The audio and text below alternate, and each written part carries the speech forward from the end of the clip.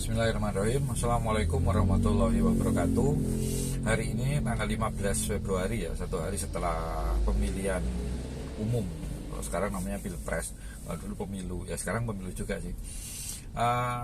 Dalam catatan saya sih sebetulnya ini mengulang saja bahwa memang peta politik kita itu ya seperti ini semenjak zaman dulu ya, zaman dulu.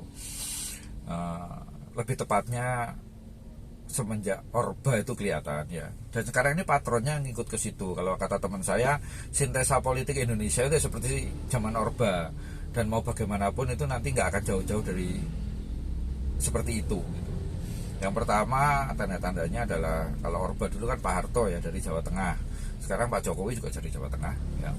Terus yang kedua, kalau zaman sekarang ada survei ya yang mengatakan bahwa pemerintahan Pak Jokowi ini memuaskan lebih dari 70% responden ya. Jadi 70% rakyat Indonesia ini puas dengan kinerja Pak Jokowi ya. Kalau zaman dulu itu ada Pak Harmoko ya. Pak Harmoko dulu sering menyampaikan bahwa rakyat Indonesia masih menghendaki Pak Harto untuk memimpin negeri ini. Nah, kalau ingat ya zaman dulu, kalau Anda udah lahir zaman itu ya pasti udah tahu lah siapa itu Pak Harto dan apa yang diucapkan. Itu nggak masalah karena memang patron Indonesia seperti itu ya. Patron Indonesia seperti itu. Terus kemudian itu dua tanda ya. Yang pertama masalah asal ini asal usul aja sih. Kemudian yang kedua adalah masalah bagaimana menyampaikan opini bahwa rakyat Indonesia ini puas kinerjanya atau ingin dipimpin lagi gitu, oleh Pak Harto atau oleh Pak Jokowi atau timnya Pak Jokowi kayak gitu kan. Yang dua itu. Terus kemudian ketiga masalah ketika pelaksanaan pemilihan ya, menjelang pemilihan, mulai dari pendaftaran, mulai dari kampanye, itu beda antara yang petahana ya dengan yang di luar petahana, di luar pemerintahan ya. Sama dengan dulu Golkar itu juga gitu. Golkar beda dengan PDI dan P3. Kalau sekarang Pak Prabowo Gibran dapat perbedaan lah, ada semacam pengecualian atau pengkhususan lah dibandingkan kampanyenya Anies atau Ganjar ya. Kemudian yang keempat ini yang lebih kelihatan lagi adalah komposisi penghitungan ya.